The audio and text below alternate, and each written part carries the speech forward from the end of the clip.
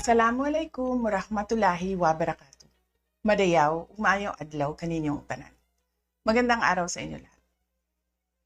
Ang impeachment complaint na inendorso ng akbayan ay isang papel na walang kalakip na kahit anong ebidensyang magpapatunay sa mga paratang na isinasaad dito. Hindi na ito bago. Matatandaan na ang impeachment laban sa akin ay naging sagot nila sa aking pag-alis sa gabinete. Isang hakbang na isinagawa dahil hindi na maipaliwanag ng Pangulo ang patuloy na pagkalugmok ng bayan sa kahirapan dulot ng kanyang kapabayaan at bisyo. Noong 19th Congress, binuksan pa nila ang isang Investigation in Aid of Legislation. Hindi upang lumikha ng batas, kundi upang magsagawa ng isang malinaw na fishing expedition para sa planadong impeachment laban sa akin. Paulit-ulit nilang ibinandera ang isyung Mary Grace Piatos bilang umano'y bahid ng katiwalian. Kahit na sa kabila ng lahat ng investigasyon ay wala silang naipakitang kahit isang direktang paglabag sa paggamit ng confidential funds. Sumunod na dito ang bentahan ng mga pirma para sa impeachment at ang mga tinaguriang for later release projects na ipinangako umano sa ilang miyembro ng Kamara upang itulang ang impeachment laban sa akin. Mga pangyayaring mismong inamin na ng ilang mambabatas sa kanilang mga naging pahayag. Mga kababayan, walang kredibilidad ang akbayan upang mag-endorso o magsumite ng impeachment complaint. Ilang ulit ng hayagang ipinahayag ng kanilang pinuno ang kanyang intensyong tumakbo sa pagkapangulo.